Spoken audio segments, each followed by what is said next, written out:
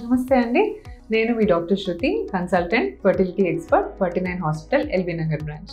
So ఈరోజు ఫర్టిలిటీకి, సంతానం కలగడానికి what is the importance of micronutrients. So మనం టాబ్లెట్స్, రకరకాల ట్రీట్మెంట్స్, ఐయుఐ అని, ఐవీఎఫ్ అని, న్యాచురల్ పద్ధతి అని ట్రీట్మెంట్స్ గురించి అందరం మనం డిస్కస్ చేసాం ఆల్రెడీ.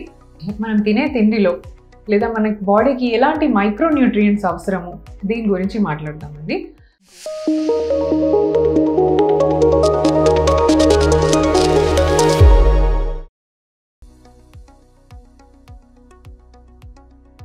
సో మైక్రోన్యూట్రియంట్ అంటే ఏంటి? ఫస్ట్ ఆఫ్ ఆల్, సో పేర్లోనే ఉంది మైక్రోన్యూట్రియంట్ అంటే దీస్ ఆర్ దోస్ ఎలిమెంట్స్, ఇవి చాలా చిన్న క్వాంటిటీలో ఇనఫ్ అనమాట బాడీకి. So which are required in trace amounts for the normal functioning of the human body. So reproduction కరెక్ట్గా జరగాలి, ఎగ్ కరెక్ట్గా రిలీజ్ అవ్వాలి, స్పర్మ్ పర్ఫెక్ట్గా ప్రొడ్యూస్ అవ్వాలి, ఫర్టిలైజేషన్ అవ్వాలి అంటే ఇవన్నీ అవసరం.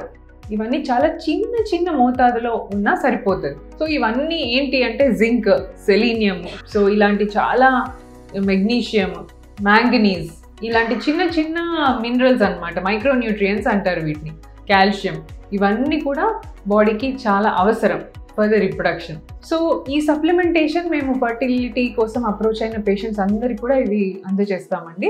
సో ఇవి only as a form of tablet కాకుండా మీరు తీసుకునే ఫుడ్లో కూడా ఇవన్నీ దొరుకుతాయి అన్నమాట. సో మైక్రోన్యూట్రియంట్స్ బాడీలో ప్రతి ఆర్గన్కి ఎంత ఇంపార్టెంటో అలాగే రిప్రొడక్షన్కి కూడా చాలా ఇంపార్టెంట్ అనమాట.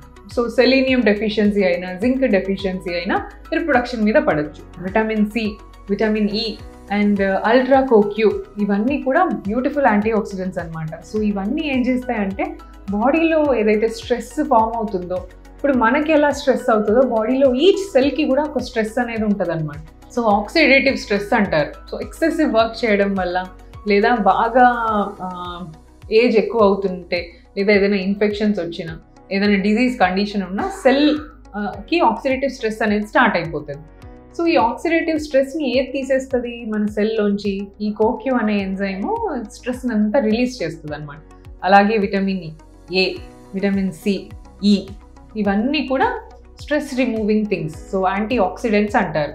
వీటన్నిటి ద్వారా కూడా సెల్ మళ్ళీ రీజువనేట్ అయ్యి, సెల్లో మళ్ళీ రిపేర్ మెకానిజం స్టార్ట్ అయ్యి మీ ఎగ్ క్వాలిటీ కానీ లేదా స్పర్మ్ క్వాలిటీ కానీ మంచిగా ఇంప్రూవ్ అవుతుంది అనమాట. సో ఒక్కొక్కసారి మనకి రీజన్ ఫర్ ప్రెగ్నెన్సీ ఎందుకు రావట్లేదు అనేది అర్థం కాదు, అన్నీ బాగుంటాయి.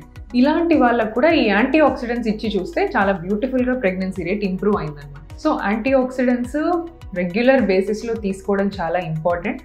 డెఫిషియన్సీ ఉంది అని టెస్ట్లో డెఫిషియన్సీ ఉందని తెలిస్తే కనుక టాబ్లెట్ ద్వారా అయినా ఈ మైక్రోన్యూట్రియంట్స్ అండ్ యాంటీ ఆక్సిడెంట్స్ అనేవి ఖచ్చితంగా తీసుకోవాలి. ఎన్ని డేస్కి తీసుకోవాలి? అట్లీస్ట్ 3 months అండి. 3 months, 8 to 12 weeks ఖచ్చితంగా తీసుకుంటే definitely there is a lot of improvement in your reproductive potential. So ఇలా తీసుకున్న వాళ్ళు just without taking any treatment కూడా న్యాచురల్గా కన్సీవ్ కూడా అవ్వచ్చు. సో ఇంపార్టెన్స్ వీటిని గుర్తించాలి. మైక్రోన్యూట్రియంట్స్ని నెగ్లెక్ట్ చేయకుండా మీ డాక్టర్తో డిస్కస్ చేసి ఈ ట్రీట్మెంట్ కోర్స్ కూడా మీరు రాపించుకోండి. Thank you.